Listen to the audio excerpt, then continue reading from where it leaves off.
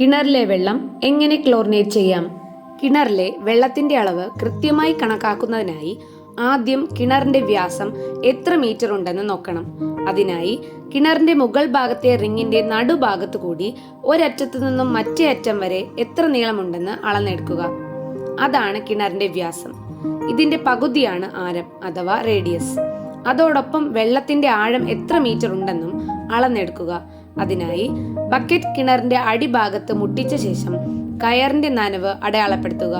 അതുമുതൽ ബക്കറ്റിന്റെ താഴെ വരെയുള്ള നീളം എത്ര മീറ്റർ ആണെന്ന് കണക്കാക്കുക.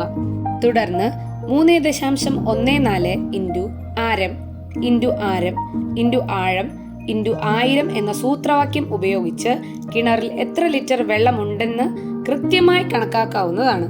വെള്ളത്തിന്റെ അളവ് കണക്കാക്കിയ ശേഷം അതിനാവശ്യമായ ബ്ലീച്ചിങ് പൗഡർ ഓരോ 1000 ലിറ്ററിനും 2.5 ഗ്രാം വീതം, അതായത് 1 ടീസ്പൂൺ എന്ന കണക്കിലെടുത്ത് ഇതിൽ അല്പം വെള്ളം ചേർത്ത് കുഴമ്പ് രൂപത്തിലാക്കണം.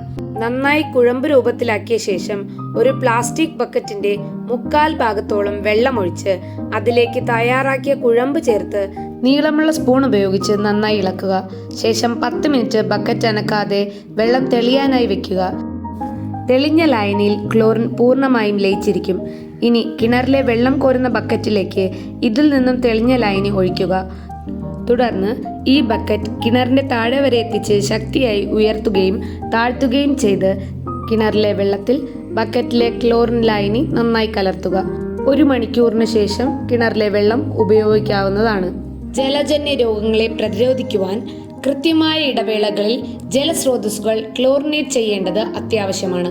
ജലമാണ് ജീവൻ ക്യാമ്പയിൻ 2025 ഓഗസ്റ്റ് 30-31 തീയതികളിൽ അണിചേരാം നമ്മുടെ ആരോഗ്യത്തിനായി.